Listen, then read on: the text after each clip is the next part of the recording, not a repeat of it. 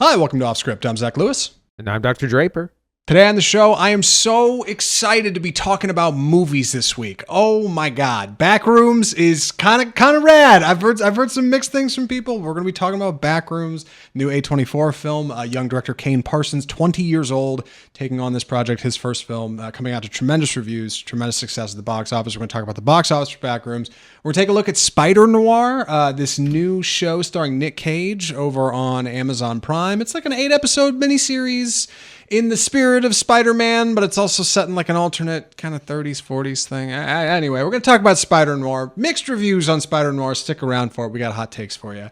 We're going to take a look at some upcoming trailers. We got trailers for Primetime. We got Fatherland. That's a trailer which we just talked about at Cannes from a couple weeks ago. End of Oak Street has a new trailer out. How to Rob a Bank. Onslaught. I got a couple others. Huge trailer park. Action-packed trailer park this week on the pod. Before we get to everything, the news. I'm going to be honest. The big story this week is Backrooms' insane success. And I do want to talk about that. That's going to lead perfectly into box office. That's going to walk right into the review. We got a whole outline here. But before we get to it, a quick look at another part of the movie-making business. Zack Snyder is apparently doing a reimagining of John Carpenter's Escape from New York, 1981 picture starring Kurt Russell, right? What do you know about this, Andy? Well, not much outside of this announcement. We all are familiar with Zack Snyder's style, which means there'll be a lot of slow-mo happening. We really don't have any details about that. The project's still in very early production. What we do know is that Escape from New York is a John Carpenter classic where Kurt Russell plays the outlaw Snake Plissken, where they've transformed all of Manhattan into this giant prison. The president of the United States crash lands onto this island, and Snake Plissken has to get him out, has to battle other organizations and nefarious people. It's an action classic of the 80s. There was a sequel in the 90s called Escape from L.A., so that's our setup. It's an actioner. It's very much due for an update. So I think this will probably be pretty cool, I think. Yeah, first film, Escape from New York, came out in 81. Escape from L.A. came out in 96. All right, so 15 years later, Carpenter got back together with Kurt Russell and friends and made that follow-up film. That's the one that's got that goofy Kurt Russell surfing gif that like looks terrible, but like I'm sure at the time it was fine. It's right on par with like GoldenEye 007 has not GoldenEye. One of those Pierce Brosnan Bond movies has some bad CGI in there too. Him like surfing down a thing. It's the one with the ice in it. Anyway, you were right. They've tried to kind of get this movie off the ground before. Actually, it turns out New Line had a run of trying to get Brett Ratner to make this movie. Looks like Gerard Butler was attached to star to that project. In 2017, Robert Rodriguez was going to do a version of this movie with 20th Century Fox. That was involving Lee Wannell from Saw, Radio Silence, the more recent horror directors who were doing Scream. They were going to do a version of this. They just did Ready or Not 2 that Andy covered on the pod a few weeks ago. Review on the channel. It looks like they've been trying to get this off the ground for a while. Just has not really happened. I'm going to be honest. I don't have a lot of faith in Zack Snyder. What was the last movie we watched for the pod for him? It was that Army of the Dead, right? It was, what happens to Army of the Dead? Netflix. Yeah, Netflix. Bunch of mercenaries go out to zombie-ridden Las Vegas to try to crack a safe and get out of there. Rob a bank, yeah. Yeah, it had some cool ideas, but it really struggled, I think, in like setting. It just felt a lot like they were just kind of shooting on green screen, and it didn't, I don't know, it didn't have the gas, didn't have the motion that like the premise kind of promises and the cast promised. You had Big Dave Bautista in there. He did a couple of the movies for Netflix. Rebel Moon, right, that we did not cover on the pod. Part 1 and 2. I just did. And then a director's cut of Rebel Moon, because that's the whole thing with Snyder, right? He's got those DC movies behind him. I don't have a lot of faith in Zack Snyder. How about you, Andy? You think this is going to be something cool? Zack Snyder does know how to do action, and he does have a little bit of a following. I think this is a better fit for his directing style. You don't have to give him a whole lot of story. It's all style, it's all vibes, it's all aura. I think that's where he kind of excels. Something like 300 is all of those things. So I think he'll do a fine job. Yeah. I don't know who's going to play our mercenary, Snake Plissken, at the front. We had Kurt Russell originally. Gerard Butler was cast at one point in the history of the project. Get your picks in now. Momoa. Mail it off screen. He doesn't even have to change clothes. It's got to be Jason Momoa. Yeah, it's the only answer. Yeah. Anyway, yes. Let us know what you think. Hit us on socials. We'll talk about it next week. Let's talk about Backrooms. This is the biggest story of the week. Like I said at the top, by far. Backrooms has had insane success in the horror space, insane success at the box office. Is the biggest film A24 has ever got together. And with the youngest director at the front, Kane Parsons, 19 when he directed the film, 20 now. Boy, it's just seems kind of like a Hail Mary project that's paid off bigly. What do you know about it, Andy? This is a historic weekend at the movies for a number of reasons. First off, Backrooms made $81 million domestic, $118 million globally. Kane Parsons becoming the youngest director at 20 to ever hit the top, the number one spot in the domestic box or at the box office at all. This movie was made for $10 million. That's indie budget money, and it's going to do even more. And it's nuts because it's a YouTube. It's based off a YouTube series that Kane Parsons created about 4 years ago called Backrooms. I actually went back and I'll talk about this more in the review, but I went back and watched some of it. It's really cool stuff, and it's someone who has the eye of the internet generation, who grew up watching YouTube stuff, creating stuff for YouTube, and knows what that audience want, and then transfer that to the screen. But it's nuts because Obsession has also done really well, came at $27 million in its third weekend.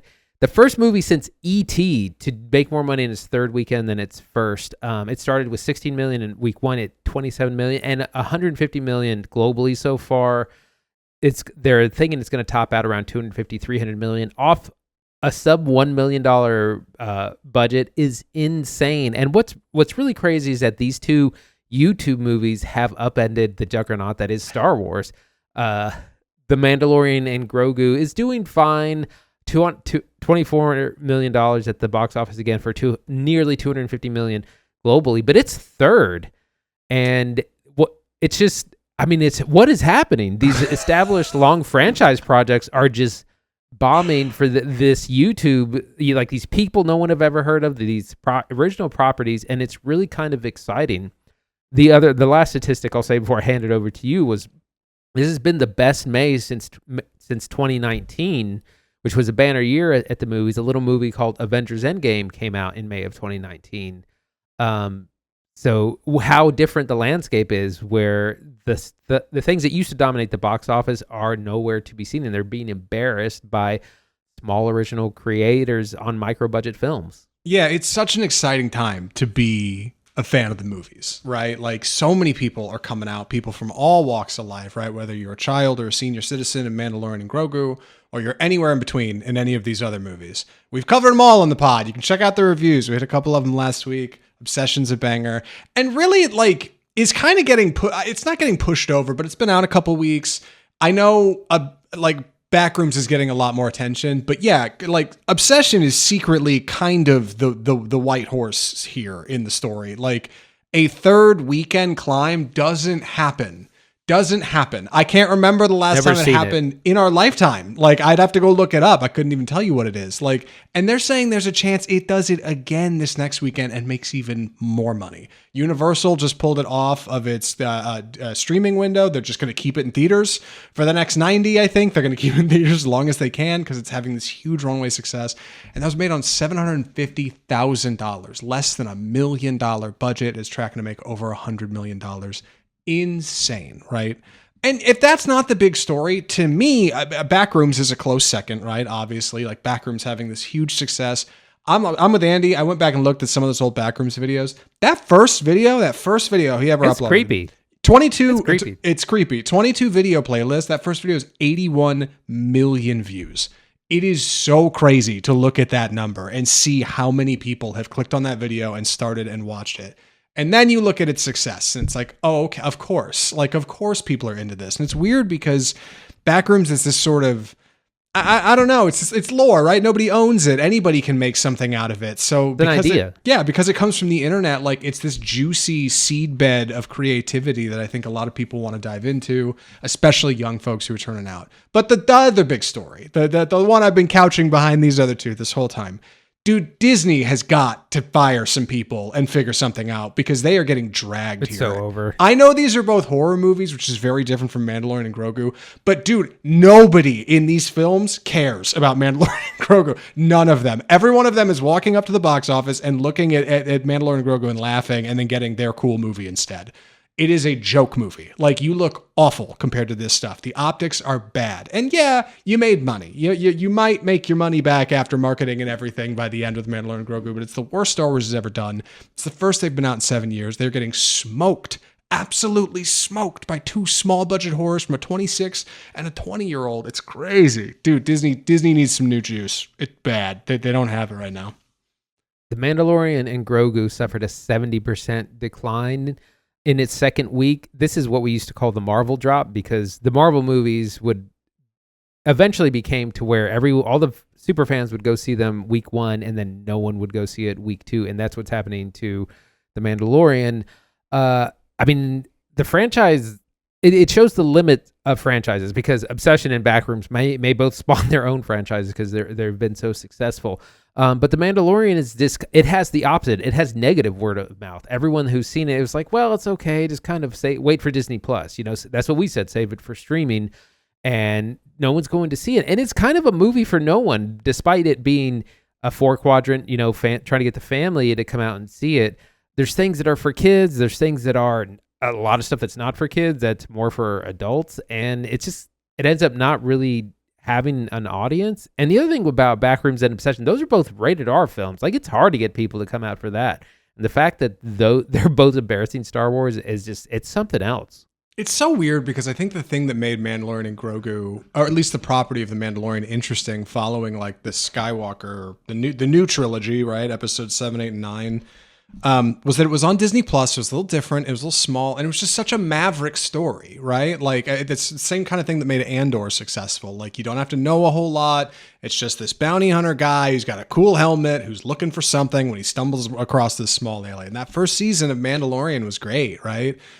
But as they iterated and they kind of started going back to the same thing that makes Star Wars the same thing Star Wars has always been, like, it just kind of got dull. And yeah, suddenly you got Jon Favreau and Dave Filoni like turning out just a so like by the numbers safe script where nothing changes and nobody grows in The Mandalorian and Grogu. Every character starts the same and ends the same. It's crazy. There is no character growth. There's no change. There's no hero's journey.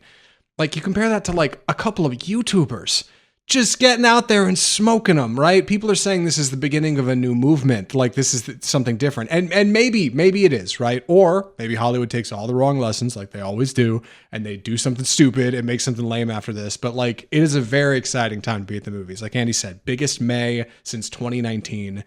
Such a cool time to be going to the movies, right? With friends and family and talking about stuff about this. So like, as movie fans, I like this. What I got to know, Andy, do you think Backrooms is getting a sequel? Deadline put something out about this. $81 million opening at A24. It's their biggest opening ever. Seems like a layup. I don't know if anything's been announced yet. What do you know?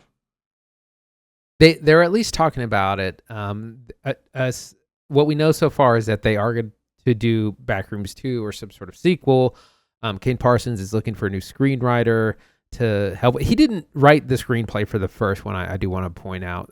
They did hire a screenwriter. He's more of a director camera guy. So that's all we know so far, and they would be dumb not to, because the thing about Backrooms, and we'll talk about this more in the review, is that it's an idea, and he is telling one Backroom story, but there is not a definitive one. It's just kind of a place, an idea where many stories could take place. The whole thing originates on 4chan, which is really nuts. On like, someone just posted a picture and wrote like a little blurb story, and then it just morphed into this video series and now the movie. So it's kind of a crazy the way that has come about. But yeah, I mean, they'd be foolish not to do a sequel, make it bigger budget, bigger stars, go all out, get even weirder with it. I think it's bound to happen. Yeah, it seems like such a layup. It reminds me a lot of how I felt about watching that new Final Destination Bloodlines movie. Like, it's a horror formula that you can just run in like any direction with. It's so open-ended. You can tell any story in this setting, anything you want. You can do a tragedy, a romance, like you can do all kinds of stuff in here, and then just weave horror right through the middle of it. Backrooms is this just big setting where you can tell a story in this big bombastic way. I'm glad they got a screenwriter to help him out with it. We're going to talk about the film in just a second here. Maybe that's a good time to just transition into it. But for what it's worth, like I think Parsons has some strong work here. I think they should absolutely stick with him for what's next. It definitely has some room to grow. The Backrooms is not a perfect film. It does have some problems for sure. But this is a really good start. And I think A24 committing to this and not just making some cheesy, hacky Hollywood version where they like just take the Backrooms and give it to Jon Favreau over Disney, right? Or like a 55-year-old who's made a bunch of movies who's like, yeah, I can make that. They would have done it wrong. They would have lit it wrong. It would have been dark and lame, and it would have been like Insidious, and somebody would have walked through the Backrooms in the dark with like a lantern, you know? And it's like, that's not what we're doing here. Like it's a different thing. So buying into this, putting in this budget, like getting the producers on board to make Backrooms with Kane Parsons, an impressive list we'll get to in just a second. Like, it's all paid dividends. I think this is the lesson people should be taking from A24 here is buy in big on creative. Like, sometimes it pays off, you know? And you know, bring in good producers. Good God, the producers on this movie, the producer list is rad. Anyway, we got to talk about the film. Any other thoughts before we jump into it, Andy? Real quick, just want to finish out the box office. Michael earned another $12 million over the weekend for a global haul of $846 million. I mean, one of the biggest movies of the year. We're going to definitely get a sequel to that as well. And a small movie called The Breadwinner came in at just $7.4 million. Do you know anything about The Breadwinner, Zach? Yeah, it's a new Nate Bargatze movie, and he's a white dad stand-up comic who's in like a 90-minute comedy caper where he's got to, like, I don't know, step up and be responsible, and he wears, you know, right. So the story really, around that's what I know about it. Right. So the comedian, I didn't even bother looking up the premise. I really don't care. But Nate Bargatze, the stand-up comedian, was apparently saying, you know, they're not letting you make comedy movies anymore. I'm going to make a comedy movie show you that comedy still works. And I think it's specifically like a family-friendly comedy film. And it just kind of bombed at the box office, $7.4 million. No one interested in seeing this at all. Again, people just have too many options. So again, if the stuff to take the kids to see, which is The Mandalorian or I guess The Breadwinner, is not good, people will just stay home. They can entertain themselves in lots of other ways. Yeah, I caught this awesome tweet earlier this week from @AlterStreams. Big fan of the new genre from the 2020s of comedian vanity projects that are awful and release wide to zero audience. Latest is Nate Bargatze, The Breadwinner. Also includes Joe Coy's Easter Sunday from earlier this year. The Machine, starring Burt Kreischer, which I thought went straight to Netflix, but no, that was definitely in theaters. And About My Father, starring Sebastian Maniscalco and Robert De Niro. I forgot about that movie. Yeah, it came out. Although this looks so bad. It looks, yeah, like stand-up comics who got a couple Netflix specials, and some studios like, yeah, shit, we'll throw $15 million at that. Who knows? Yeah, maybe. Not so easy, is it? Not so easy, man. Let's talk about Backrooms. It's time. I'm going to be taking the summary, so please excuse me, funny delivery. The film is Backrooms. So, Clark is an architect who is working at a furniture store, Captain Clark's Ottoman Empire, actually, where he, Captain Clark, is doing his best to get by. His partner has been in law school. Things are not working out, and with a lot of stress on the line and maybe some drinking and some anger issues, Clark has essentially driven himself out of house and home. He's got a divorce. He's sleeping out of the furniture store. Fortunately, he's got a therapist in Mary, played by Renate Reinsve, who talks him through some of these situations, tries to get him to revisit these times when he was angry or did the wrong thing and kind of, I don't know, reinterpret things. And it's one of these nights where Clark's sleeping in the furniture store where he stumbles into the Backrooms, this kind of liminal space where a lot of office walls and ceiling tiles and fluorescent lights and grungy carpet and this funny yellow wallpaper just span off vastly and endlessly into any sort of maze of directions. Every hallway a corner, every corner a hallway, doors, windows, all kinds of crazy kooky things going on in there. Turns out there's more going on in the Backrooms that meets the eye, and that it may not be as safe a space as maybe Clark might hope, somewhere he can explore and find something new as an architect. But an architect and a therapist walk into the back rooms, and we have Kane Parsons, The Backrooms, a 2-hour or 1 hour, 50-minute feature from A24, their biggest budget film to date that has paid off beautifully. Parsons is a YouTuber. This is where he started the series with Backrooms, a 22 video series.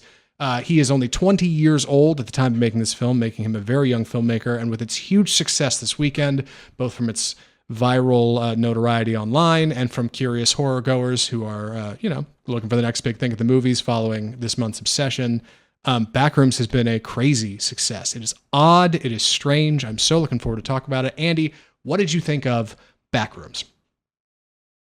Well, I really enjoyed this and really went along for the ride. And I think that is key because I've talked to a lot of my friends who like horror who didn't really enjoy this, but I just went with it. It's a little slow getting going because it's taking time to meet our characters.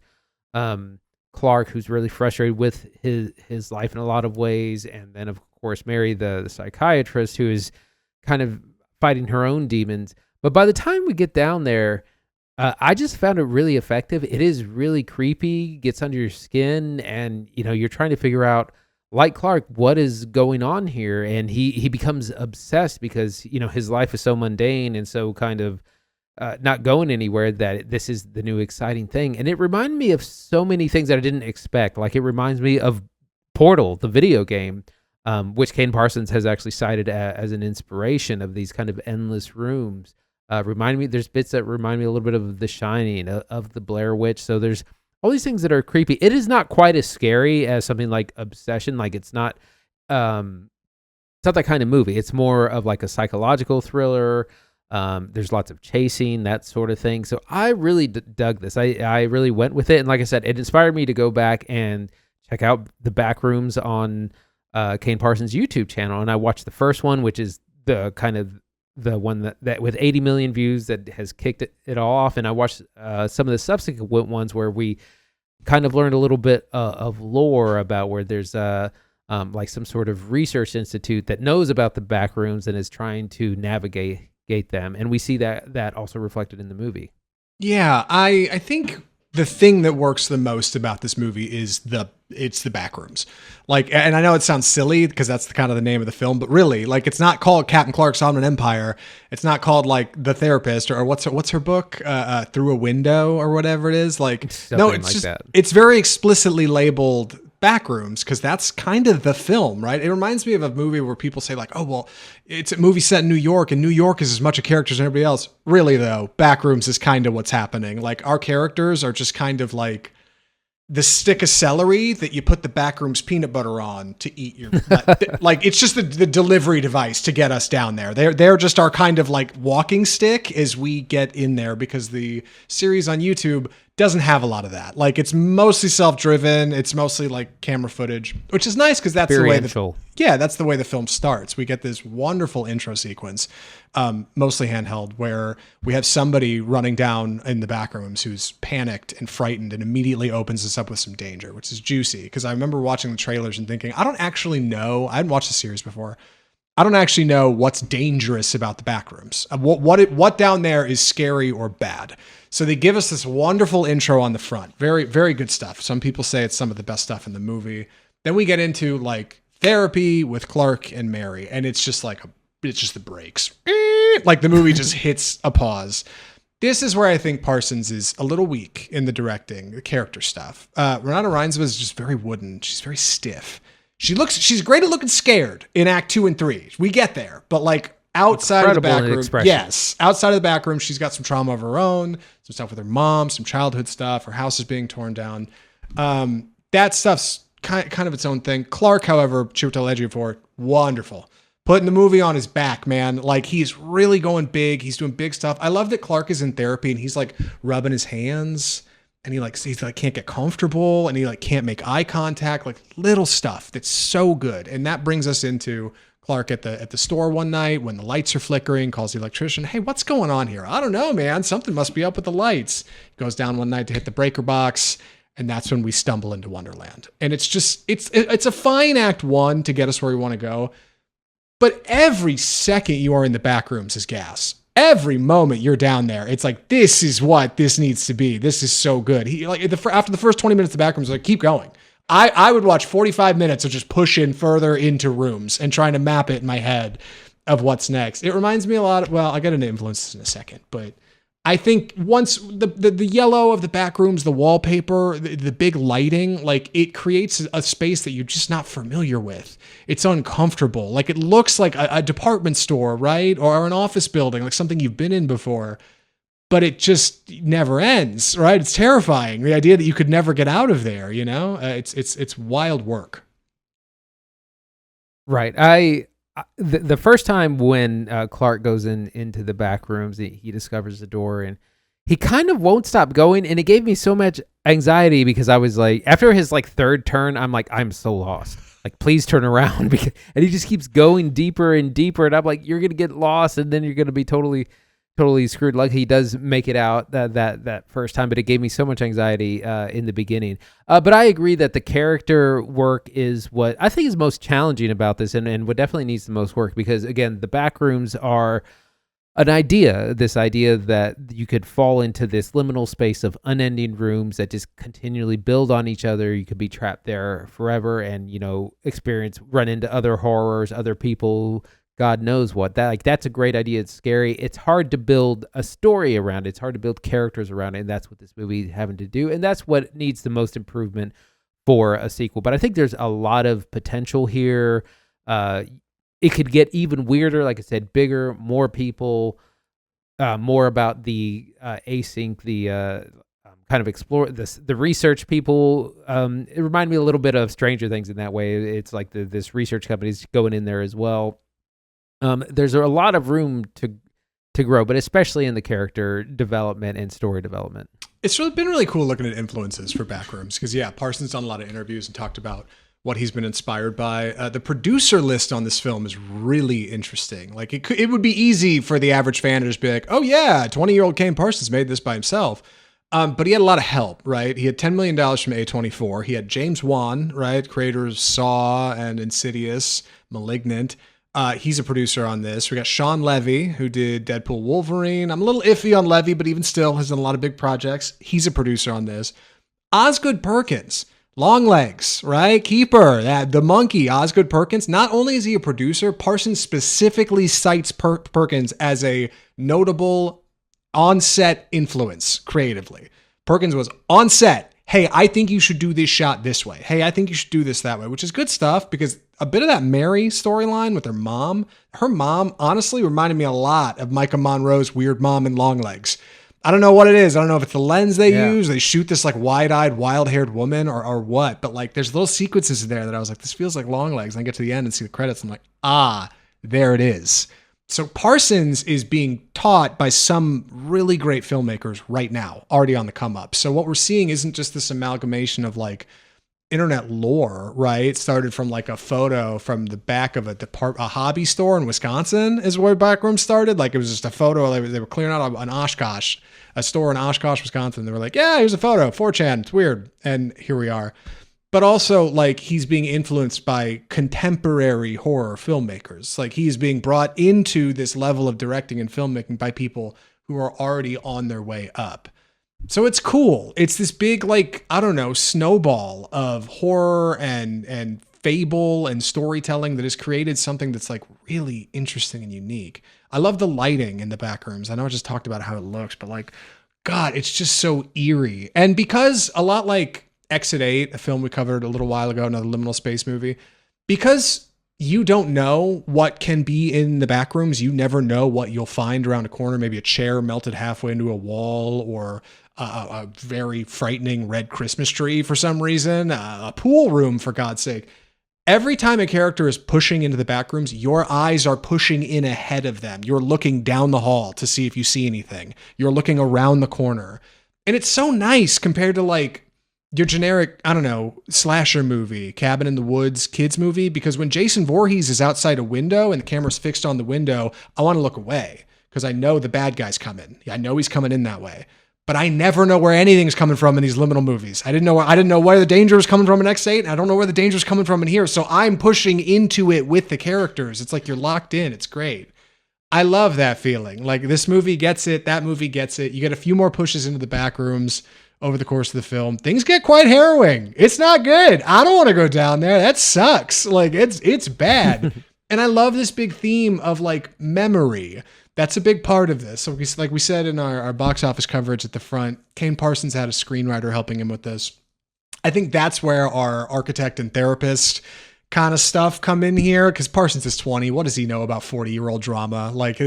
But it's so nice that it's not just a bunch of teenagers stumble into the back rooms with a camera and they're like, whoa, dude, I'm going to put this on my channel. Like it would have been so easy to make it lame, you know? Yeah. But instead it goes for something a little loftier, and it's this guy who's just busted and just can't figure out how to get going in life and can't find like the next step when he stumbles into this thing. And he can't wait to go tell people about it. Like it's so odd and it's so eerie, and it gives Clark just the curiosity to be the key to unlock what's interesting about this place. Like he's not just some hapless person. It's fascinating. Like great work. I am curious about that new screenwriter though, because maybe Parsons didn't get along with this guy. I need to go look up who it is while you're talking. I can figure it out. So what's interesting is, again, I went back and watched that original video, and it's only 4 years old. It's not like, from 10 years ago or anything. And the thing that I picked up is like, this is where Parsons really developed his eye for the screen. In that first video, he has someone has a camera on their back, and they're just walking down these different corridors, and they're peeking around corners, and then some spooky stuff starts to happen. And so in the development of his YouTube series of Backrooms, I can see that that's where he's developed the eye for weirdness, for just kind of what will look crazy to someone watching this for 2 minutes on YouTube. And we see that in the movie, and that's why the Backrooms are the best part of the film. Yes, he absolutely needs to develop a little bit more as the character stuff, but again, he's 20, lacking a lot of life experience. I think that will get better with age. But again, I would encourage people to go back and watch the series. And it's 22 videos, about 3 hours worth of content there. So it's quite a developed thing. Yeah, it's and I for what it's worth, the other writer's Will Sudik, who has written, get this, you're gonna love this, hasn't written anything in 4 years, any film or TV. He wrote one episode of Westworld season 4 opener of Westworld for HBO, 10 episodes of Ash vs. Evil Dead over on Showtime. He wrote all of season 2, every episode of season 2, one episode of the show Borgia for HBO, and one episode for the show Homeland, which was on Starz. That's it. I don't know who he knows to get attached to A24 to get on with Kane Parsons for this movie, but this is handily his best credit to date. He's got a couple other projects coming up. I don't know if him and Kane didn't get along. I don't know if Kane just wants to work with somebody else. I don't know any drama about that. They might be totally cool for all I know, but for what it's worth, I think the two of them turned out something good. I do think the character stuff needs a little work on the front, just a little fine tuning, just a couple new takes or something with a little bit more energy. I know Curry Barker talked about his stress, like directing actors for Obsession, not Obsession specifically, but other projects where he's directed like more actors with more experience. He directed Aaron Paul on a project, and he was like kind of weirded out to be, notably younger than Paul, and telling him, hey, here's how I think you should perform, because he doesn't know if he's got it right. And I think that's a bit of trepidation. Parsons doesn't want to tell Renate Reinsve how to act.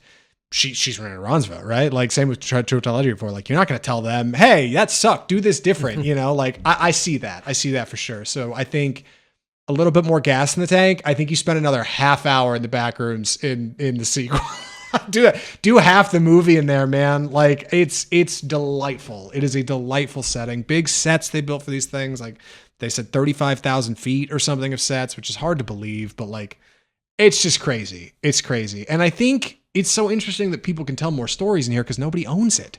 Nobody owns Backrooms, right? It's just kind of lore or like a fable. It's just an idea. So there's a lot of potential for telling stories in here. Some kind of already do. I thought of the Severance, the show on Apple that I like watching, right? With these endless kind of hallways of people working down in R&D, and even like Us, the Jordan Peele film, was notable, like kind of similar to what this is going on here. This like kind of base subterranean hallways that just go forever. Like you don't get a lot of time in there, but like This is an idea that is so worth exploring. It's so juicy. I'm so into it. I like Backrooms a lot. I think this movie is really cool. Any other thoughts or recommendations? I'm ready. Andy, would you recommend Backrooms? Yes, I would, especially if you're a horror fan or into this internet lore. I thought it was a lot of fun. I thought it was pretty scary in parts. It's more of a thriller in other areas.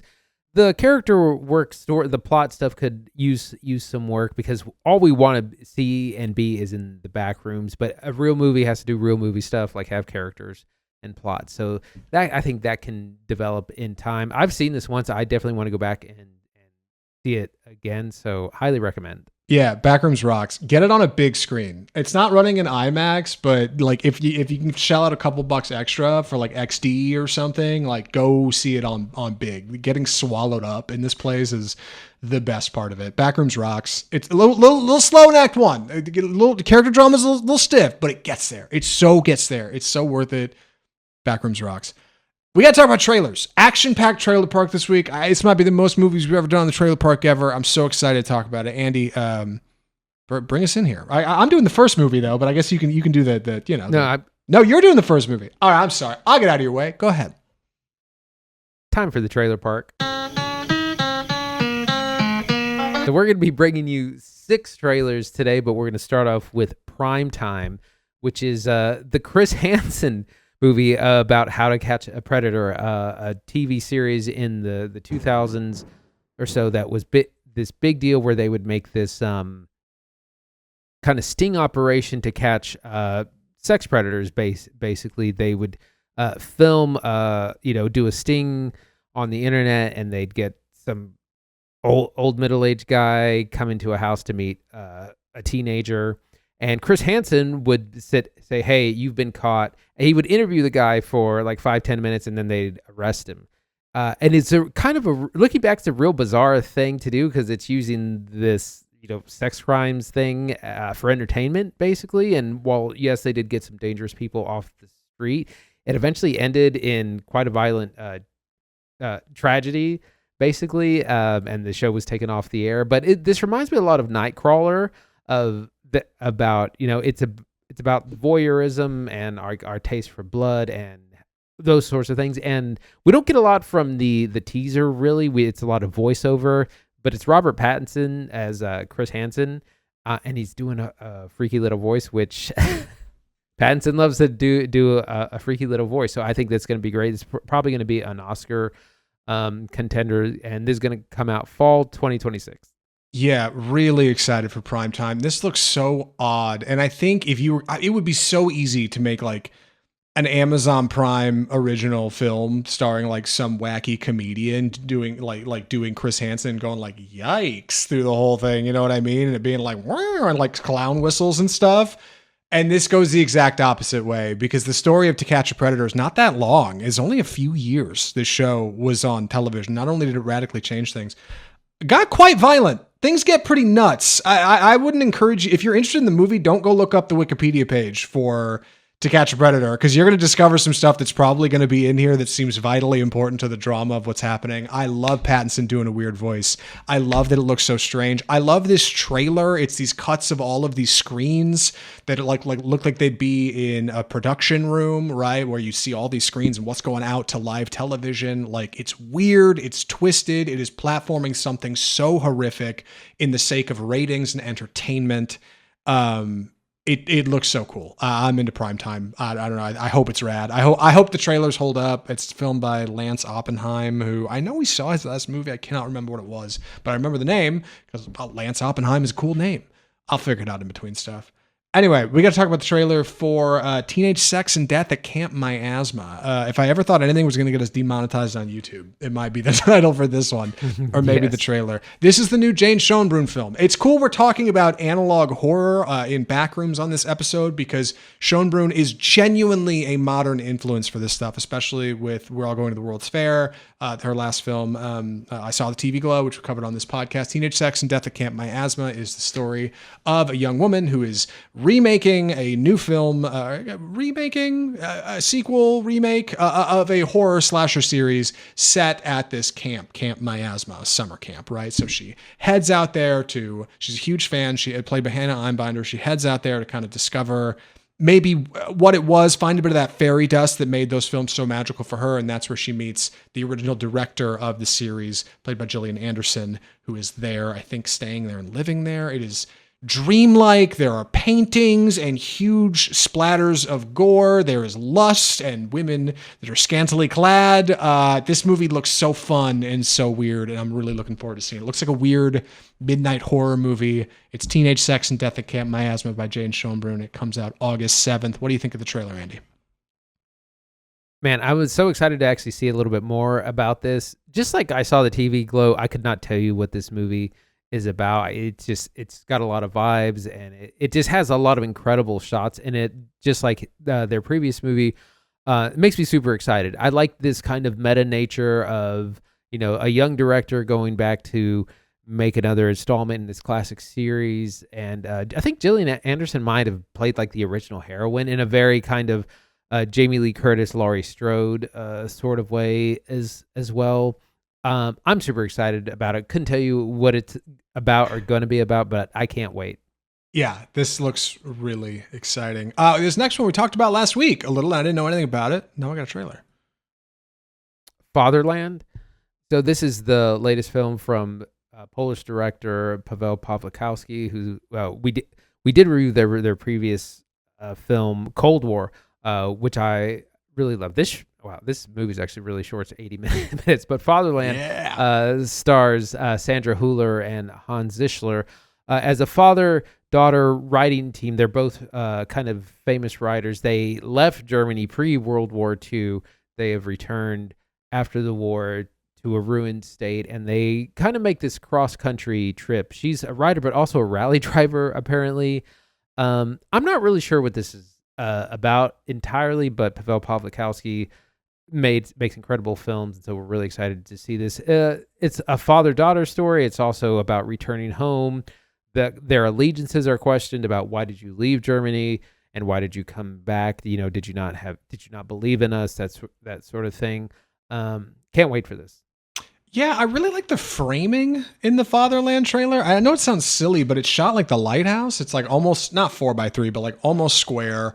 And black and white. So it's very tall. Like a lot of these shots of like a car rolling down the street have like the car's real low in the frame and you have a ton of landscape in the background, or like this big German architecture, right? As they're traveling and speaking in different places, like real cool. When you check out the Fatherland, like take a peek at the visuals in there, because for 80 minutes, like I think we might be treated to a bit of a feast, but we'll see. And also love Hüller.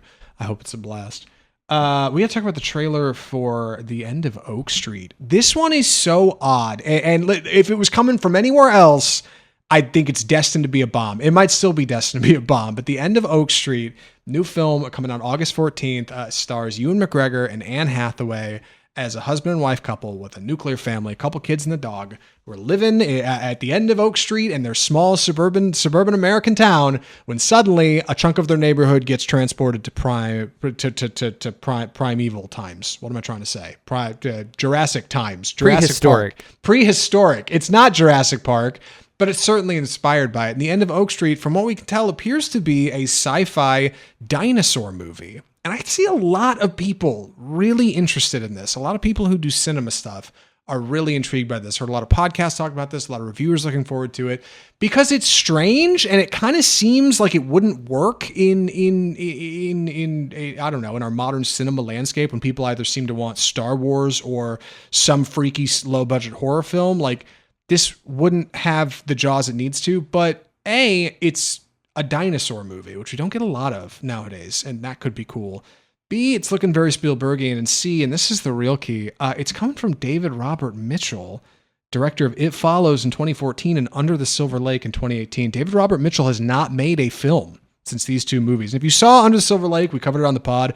Very strange, very unique, big cult following. If you saw It Follows, we covered it on the pod. Very strange, very unique, big cult following, big horror. He's actually doing a sequel to that right now. whatever's going on here either is going to be pure cinematic gas or a huge flop. I don't know if there's an in-between. Like, it seems like we've got like this family using like rudimentary weapons and boarding up their windows and trying to figure out how they're going to get out of here. And then we're going to flash to the end of Oak Street. I don't know how they got there. I don't know why they're in prehistoric times, but something's going on here. So I think this might be a general audience flop.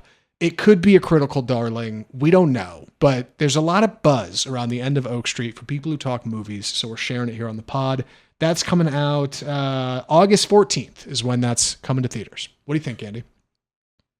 Man, this looks kind of bad to me. It does. It kind of looks bad. I know.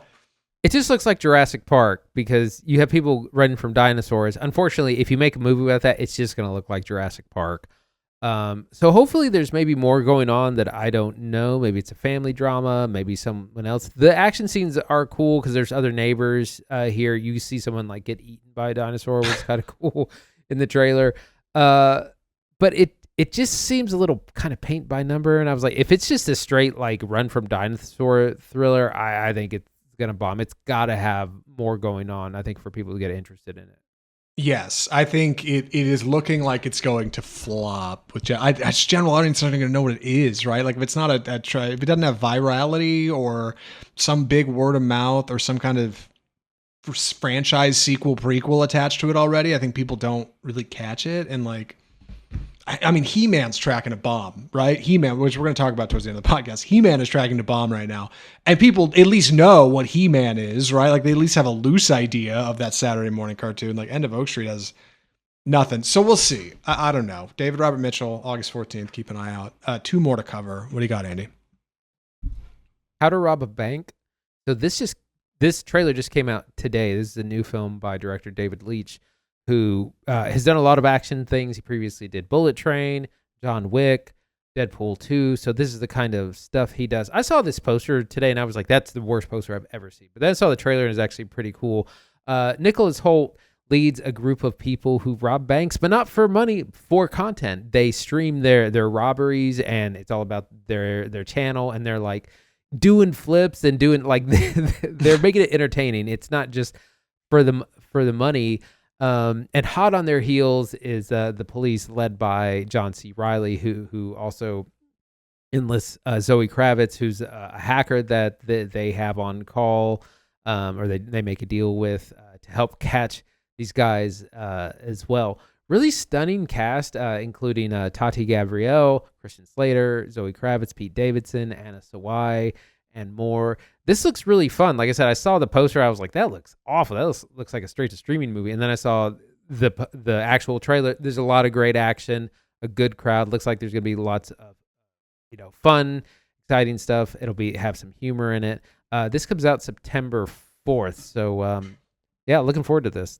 Yeah, this kind of seemed lame on paper too. Like I kind of heard about this and was like, okay, 4 streamers are like, we're going to rob banks and build a channel. Like kind of cool. It'll probably get some attention.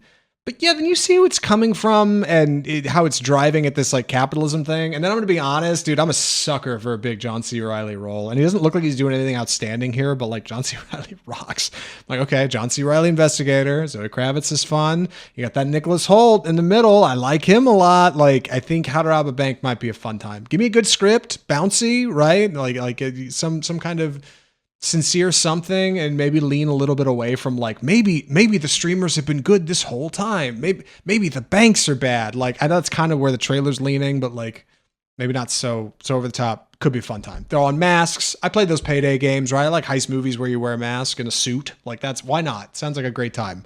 Yeah, contemporary How to Rob a Bank. That's September 4th. One more for September 4th. Almost left this one off the timeline, but I think it's worth talking about. Let's talk about Onslaught. This trailer dropped today right next to How to Rob a Bank. This is the new film from Adam Wingard, director of the last 2 Godzilla v. Kong movies, Godzilla v. Kong New Empire and Godzilla v. Kong, which both did great. He did that Blair Witch remake in 2016. He did The Guest, VHS 2. He did a segment of ABCs of Death.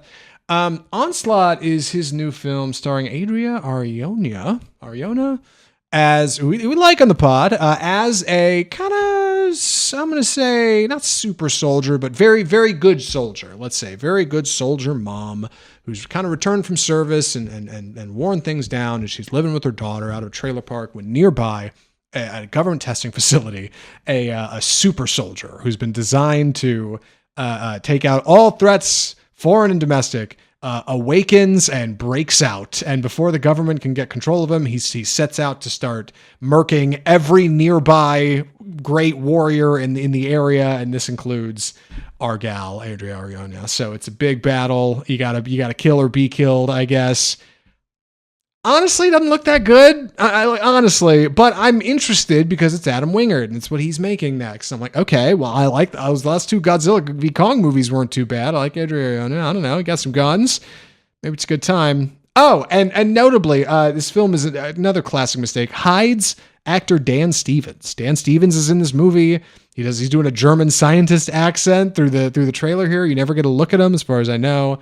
And he's last listed in the credits. Huge mistake. He's probably just doing a small role, but like Dan Stevens is a big name. He'll probably be in the follow-up trailer. We'll see. What do you think of the trailer for Onslaught, Andy? I thought the same thing as you. I thought this looks really kind of lame. It's like a plot out of the 80s. I'm sure the action will be really good and over the top and all this. But I was getting bored watching the trailer. And then like I said, this comes out the same day, September 4th, as How to Rob a Bank. And that I would much rather go and see that one. September is a weird month, or like the 6 weeks after summer, like middle of August to October. It's probably the worst month for movies. That being said, the Oscar winner came out last year during September, but usually September is a pretty light month at the movies, and we're real struggling. It's a dumping ground, even more so than January has become. Yeah, well, that's coming out September 4th. I'm with Andy. I think if we're going to cover anything for the pod, it's probably How to Rob a Bank. But I want to put it on your radar. I don't know. Maybe Wingard will turn out something great. Maybe reviews will come out and get a 96 on Rotten. People will be like, oh my God, there's something here we didn't know. But for that, man, that's such a big trailer park. 6 trailers we covered on the pod. Fall, August, September, lots of good stuff. We got to talk about one more thing on the pod. Normally we do another film here. This week it's TV. Andy, what are we doing? Spider-Noir. So this is the Amazon Prime MGM TV show about Ben Reilly, formerly known as the Spider, and he is a variation or a variant of Spider-Man. We first met Ben Reilly in Into the Spider-Verse, the 2017 hit, as and Ben Reilly is this 1930s like noir detective, and he talks like he's in the 30s, and he's in black and white in the animated film, and there's always wind blowing, and it's a really fun interpretation of the character. And so now Sony and Amy Pascal have licensed this character to Amazon MGM to make this show, and that's how we got here. He was voiced by Nicolas Cage in the Across the Spider-Verse films, and he plays him here now in the TV series. So what is actually going on? In episode 1, we meet Ben Reilly, a down and out private eye, struggling to make ends meet, not really too good at his job. He has hung up the mask, which made me immediately go, "Oh no. Are we getting Surf Dracula?" Yeah. Meaning he's not going to become Spider-Man till the end of the series. But he has put down the mask after suffering a personal tragedy. Again, he's an interpretation of Spider-Man, so there's a lot of parallels. And he's no longer the Spider. He's no longer the savior of the city. He is merely a detective. Hung up the mask 5 years ago. He gets recruited. The plot gets real complicated real fast, but he gets recruited to chase someone who has powers, who can set things on fire, and that opens up a whole litany of other plots and other characters. We meet a kingpin-esque character called Silvermaid, played by Brendan Gleeson. We have the femme fatale Kat Hardy, played by Lee Jun Lee, who you might recognize from Sinners.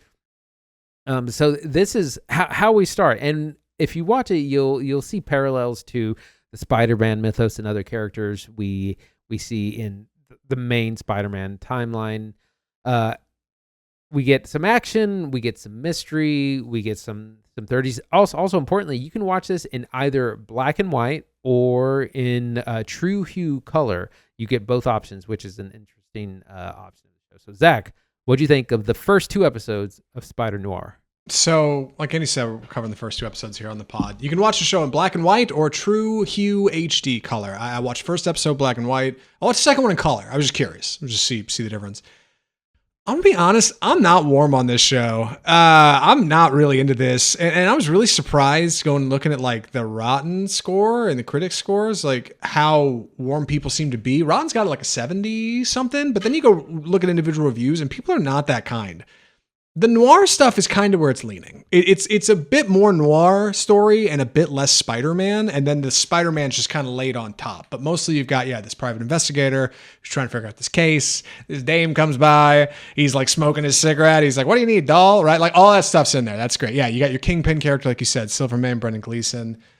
But like, it just kind of doesn't work. It kind of doesn't work. And it's for a number of reasons, mostly because this is mostly just kind of a flash in the pan thing.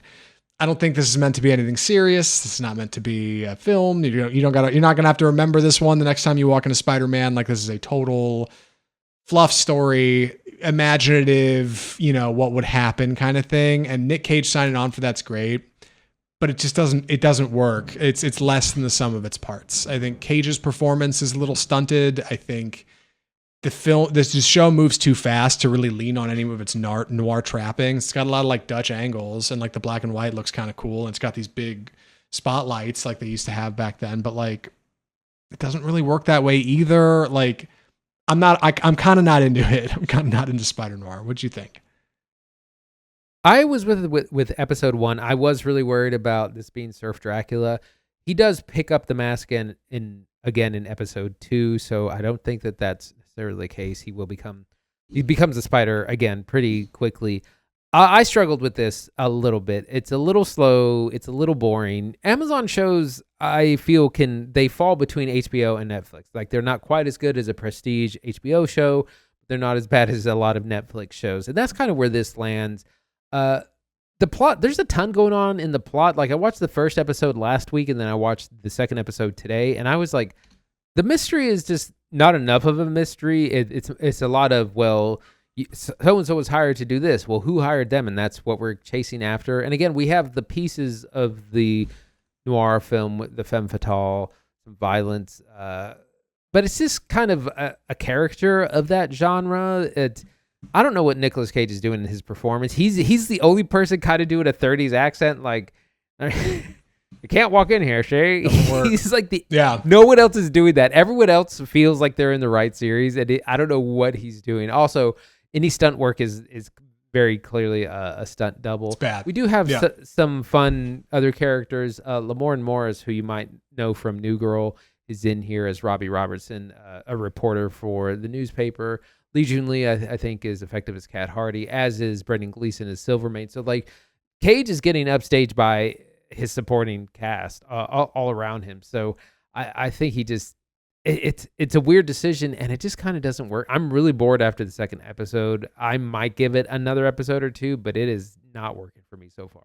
Yeah, I wasn't really on board with Gleeson. I can appreciate them trying to stick in spider villains and be like, ooh, it hinted, maybe Electro will show up or the Sandman. Like, okay, sure. Like, it's going to be a big showdown by episode 8, but like, it doesn't look very good. And honestly, I thought watching the first episode in black and white, I thought episode 2 will be better because it's color. I'll just be more locked in, right? They said it's an old trick on your cell phone. If you want to use your smartphone less, you just turn everything to grayscale.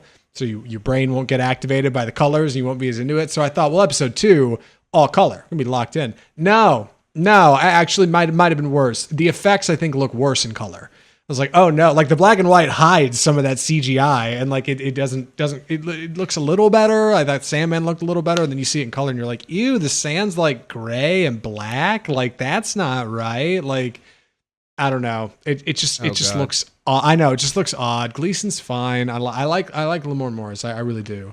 But yeah, Cage, I think, is the problem. Ultimately, he's kind of what doesn't work here.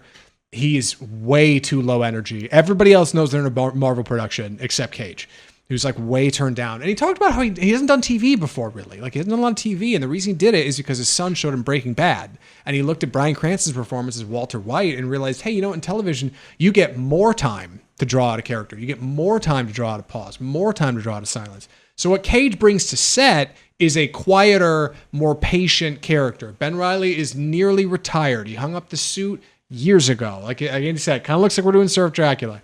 So he's more tamped down, and it doesn't work because the editing is not for a noir show. The editing is for a Marvel show where we got to have a cut every 10 seconds, and that's not what noir is. The better send-up of like noir, I think, on television of late, I think the thing everybody seems to point at when they talk about the show is Perry Mason over on HBO. They did that show, 3 seasons of it. It's really great. It's a great watch. It's big. It's interesting. It's strange. And God, what is the name of the guy at the center of Perry Mason? It's escaping me now. I had it when I started talking, and I've lost it. Anyway. He was on the OC. I can't remember his name. He was on Ben something. Are you thinking of the same guy as on the OC? No, I think it's a different guy. I think you're confusing men. All right, hold on. Stand by, pod listeners. We're gonna figure. Somebody somewhere knows this, and they're screaming at their Matthew Reese. You're thinking of the guy who's doing the crypto thing. Ben, what's his name? I don't know. I now we sound like crazy people. Anyway, Matthew Reese plays Perry Mason. And he's got the time. It's cut like an HBO show. He has the time to like sit and smoke a cigarette for a minute in a take. You know what I mean? Like this is not that way. So like Cage is turned down too low. The action is where he starts to light up because you get some action.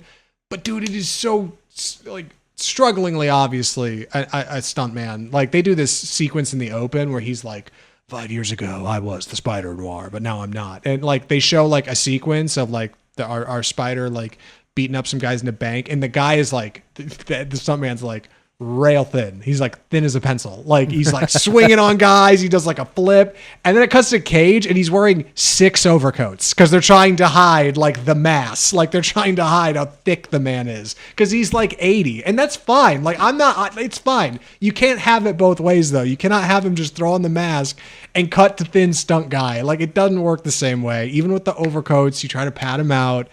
He's just not the same guy in the suit as he is out of it. And like, that's not going to pull me in. Like it doesn't pull me in. Sorry. I've complained way too much about Cage. Your turn, please take this away from me. Right. I mean, I'm kind of the target audience for this. I'm a big comic book fan, love Spider-Man, big fan of the Across the Spider-Verse movies. And this just isn't doing it for me. It's missing elements. At least they're kind of short. They're 40, 45 minutes of episodes. But the fact that a 40-minute episode and I was like getting on my phone because I was just like really bored through the middle of it. And by the time we actually get some spider action, it's a little lame. It's a little watered down. Like you really got to put a lot of effort into those. I was thinking about, the best scenes in The Boys where we get a lot of that superhero action. It's really great stuff. And we're not really getting a lot of that. And also just the story is just not interesting so far. You're not like, whoa, who was responsible for this? Like, it's not a good mystery either. Yeah, that's a big part of noir, right? Like there's some kind of murder or something goes wrong. And then over the course of it, you figure out and then you uncover at the end, all the pieces fall into place. I'm not interested. You didn't hook me in 2 episodes. Like I'm not interested in where this is going. Like I feel like I can see the shape of it. We're going to have a bunch, a few more Spider-Man villains weave in and out before ultimately we find out that this guy Silverman, he's really up to no good. I don't know. Like I just am not, I don't know. It has not pulled me in. It has not grabbed me. I'll bet if we could see Amazon's metrics, you would see people start this show because it seems so cool. The imaging looks great. The black and white or true HD thing is cool, albeit a little confusing. Not 2 separate things on Amazon Prime. You click the one player and then it asks you which way you want to watch it in. So if you're watching, that's how you get there. Don't go looking for the black and white version like I did, like an idiot. I think like that all looks great in marketing, but then you actually watch it and you're on your phone like in a half hour. Good luck getting through the first 2 episodes and staying locked in on this.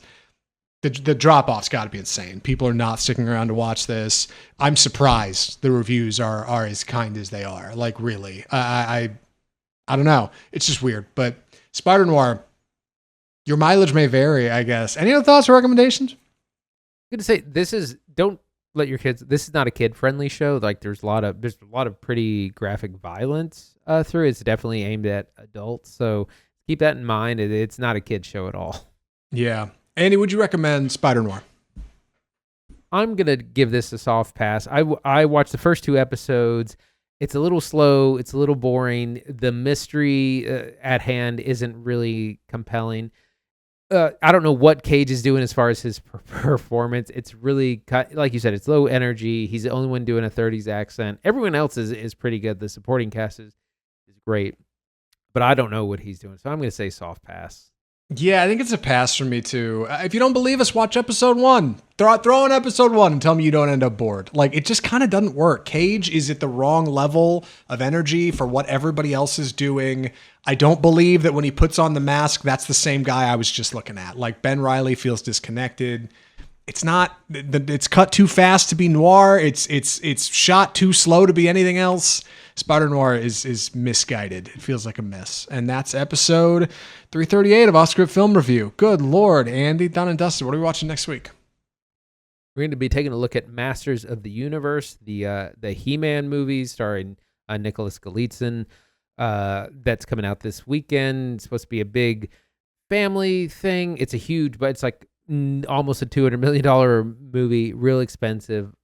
We fear it's not going to do too well, but we've heard good things. It has a great director who's worked with the Leica studio, so we're going to be checking that out. We're also going to be taking a look at Hokum, which was the Adam Scott horror movie from the beginning of May that's hitting streaming today, actually. So we're going to be taking a look back. That's one we didn't catch at the beginning of the month.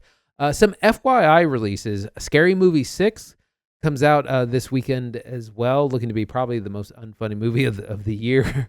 And also just another FYI release, Eruptia, which is Charlie XCX's recent film, which takes place in Poland. She's wandering around Poland trying to avoid her fiance from proposing to her. That's all I know about it. It's in Polish. That's out on VOD this week as well. Don't know much about that, but I'm a big Charlie XCX fan, so I might be watching that as well. But for next week, Masters of the Universe and Hokum on streaming/VOD.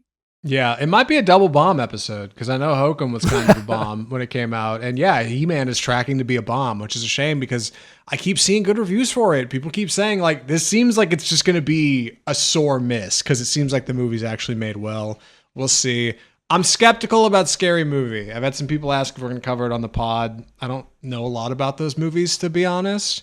It doesn't look very funny. It looks like it's going to hit in all the horror realms and the teens, but like the trailer, I don't laugh at the trailers. They're not funny. So let me, because I was there when Scary Movie happened. And it happened in the same year as Scream in 1996. That's when these movies came out, and they were immediately, riffing parodies of the horror genre, and they were these kind of stoner boner comedies and very, like, politically incorrect, real gross out stuff, and they were huge hits. And those originals are really pretty funny. They were funny then. Some of those jokes have actually stood the test of time. That was 30 years ago, and I don't know if that kind of humor is going to, work in 2026. But also, you got to be really quick. Like, it took longer to make movies then, so you could parody something 2 years later and it would still be relevant, but half of the references you're like, this is already dated. So I don't really know if it's going to work. And a lot of the dynamic between our two main characters, Anna Faris and Regina Hall, I know that relationship, but I don't know that modern audiences did. So I don't really know how this is going to do. Yeah, we're going to keep an eye on it. We'll keep you posted. But next week, Masters of the Universe, Hokum. If you like Off Script, if you like what we're doing here on the pod, subscribe to the show. Come on, you've been thinking about it. We've told you to do it before, and you were like, yeah, I'll do it next week. It's easy, I swear. You just got to find the button somewhere on wherever you're listening to this and hit it. But once you find that, you're set, and you're going to get us in your ears every single week. We will come to you automatically. And it doesn't cost anything. The FREE free, huh? It's the best thing ever. You can also find us on social media at Off Script Film Review on Facebook, Twitter, TikTok, Instagram. Come give us a follow. Come engage with the show. Tell us what you watched lately. Shoot us a DM. I promise we read them. We love talking about this stuff.